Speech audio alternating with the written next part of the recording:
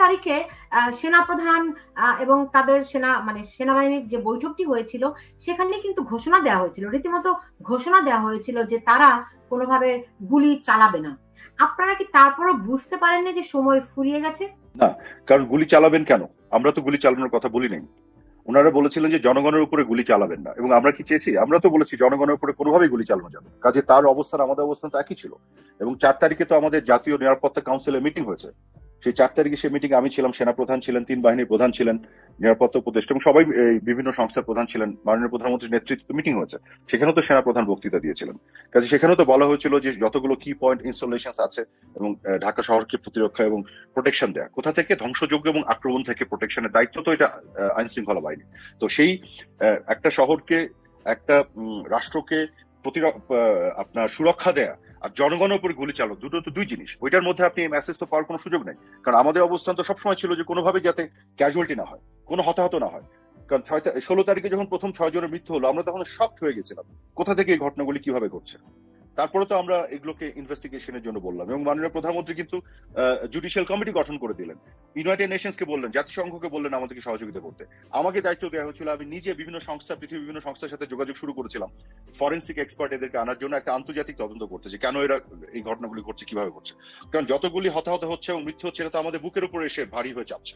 আমরা তো সরকারে, তখন এই দায়িত্ব আমাদেরকেই নিতে হয়। যে কারণে আমরা তো চাচ্ছিলাম না এই ঘটনা ঘটুক, আমরা তো চাচ্ছি যে টেনশনটা ডিফিউজড হোক, আমরা চাচ্ছি যাতে এই ঘটনাগুলি না ঘটুক। এবং কিন্তু যে পক্ষ চাচ্ছিল যে আরো মৃত্যু হোক, আরো হতাহত হোক, আরো টেনশন বাড়ুক যাতে সরকার পড়ে যায়, এটা তো অন্য পক্ষ চাচ্ছিল। আমরা তো এটা চাইনি। আমরা কেন গুলি ছোড়ার কথা বলবো? এবং গুলি ছোড়ার যে হবে না, এটা তো আমাদেরই সিদ্ধান্ত। এটা শুনে কেন আমরা অন্য কোনো মেসেজ নিব? এটা নিয়ে তো কোনো প্রশ্ন আসে না।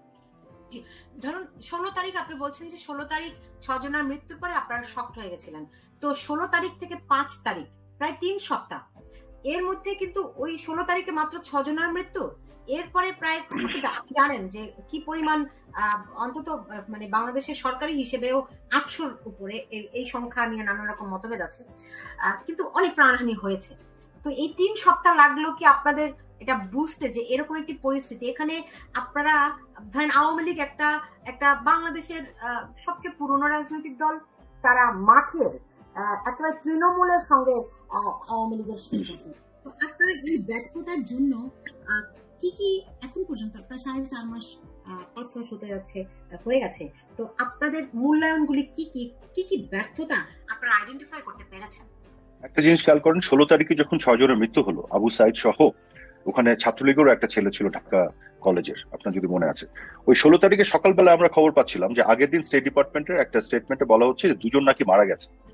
তো আমরা কিন্তু খুঁজছিলাম কিভাবে 2 জন মারা গেল। কোনো মিডিয়াতে রিপোর্ট হয়নি, কোথাও হয়নি।